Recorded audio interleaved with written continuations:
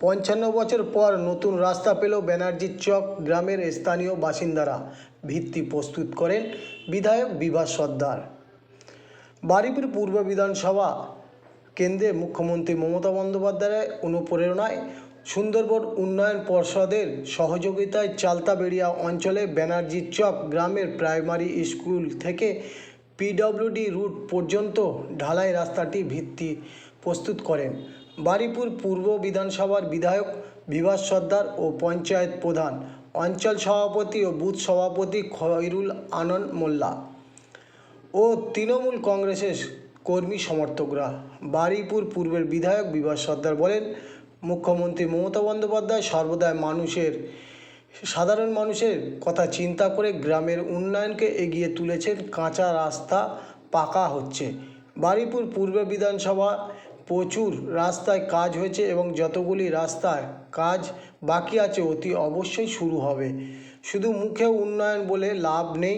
তৃণমূল নেত্রী মমতা বন্দ্যোপাধ্যায় বাংলার উন্নয়নের কাণ্ডারি উন্নয়ন করে দেখিয়ে দিয়েছে যে বাংলাকে আগামী দিনে একটা লক্ষ্য কোনো রাস্তা কাঁচা থাকবে না।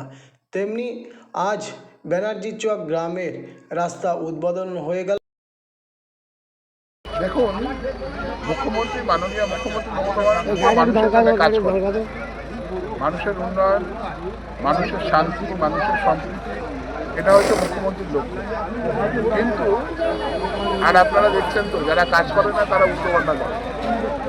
কিছু পার্টি আছে তারা কাজ করে না মানুষের, তারা আবার উল্টোপাল্টা বকে আর উল্টোপাল্টা টিভিতে দেখিয়ে উল্টোপাল্টা কিছু বলে। এটাই ব্যাপার।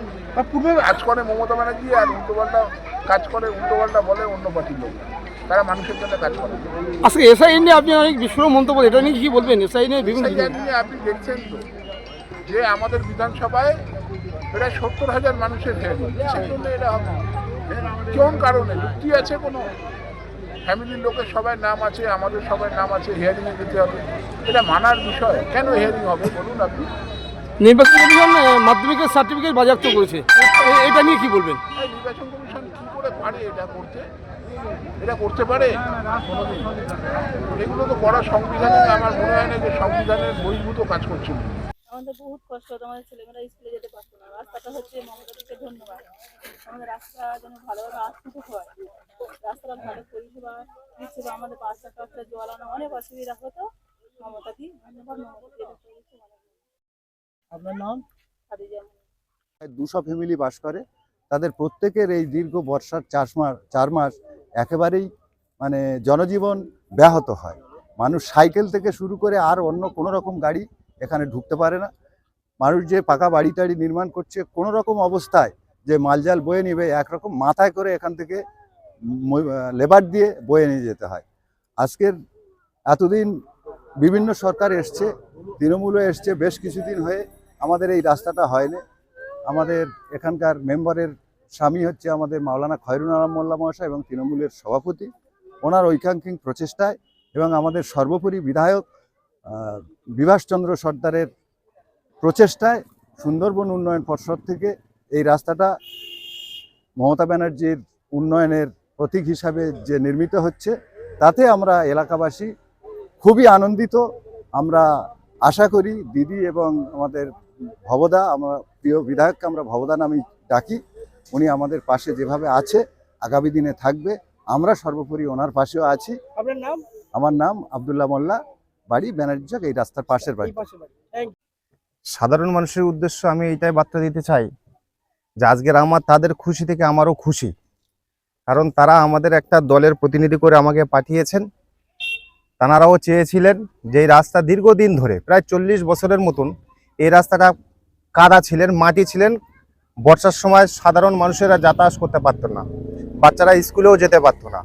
আজকে টিএমসি সরকার আসার পরে আমরা এই রাস্তায় ইট দিতে পেরেছি এবং আজকের সবথেকে খুশির খবর যে সবাইকে জানিয়ে দিয়ে আজকের এই রাস্তাটা ঢালাই আমাদের বারুইপুর বিধানসভার বিধায়ক, যিনি মানুষের জন্য সর্বদাই কাজ করেছেন, এখনো করবেন, আগামীতে করবে, সেটাও আমরা আশা রেখে মানুষের উন্নতির দিকে এই বার্তাটা দিতে চাই।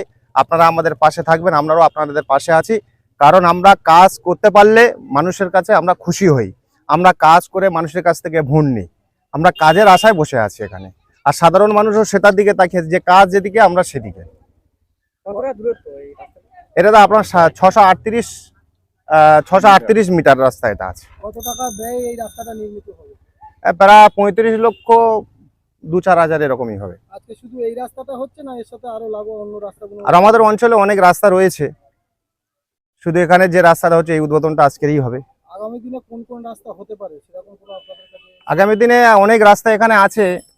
মালিকের ইচ্ছা, আমাদের বারুইপুর পূর্বের বিধানসভার বিধায়ক যেখান থেকে এসেছেন, অনেক রাজনৈতিক দল, এমএলএ, এমপি অনেকে এসেছিলেন, কিন্তু আমরা বারুইপুর পূর্বে আন্ডারে যতগুলো রাস্তাঘাট যা কিছু, সব থেকে আমার মনে হয় এই রাজনৈতিক জগতে যেখান থেকে রাজনীতি হয়ে আসছে প্রায় 50-55 বছর, এর মধ্যে যত এমএলএ, এমপি যারা এসেছিলেন, আর টিএমসি থেকে যখন আমাদের বারুইপুর পূর্বের বিভাস সর্দার মহাশয় এসেছেন, যতটুকু কাজ হয়েছে এই 55 বছরের মধ্যে যত এমএলএ এসে যত কাজ করেছে, তার থেকে আমার মনে হয় যে সব থেকে বেশি উন্নতর কাজ করেছে।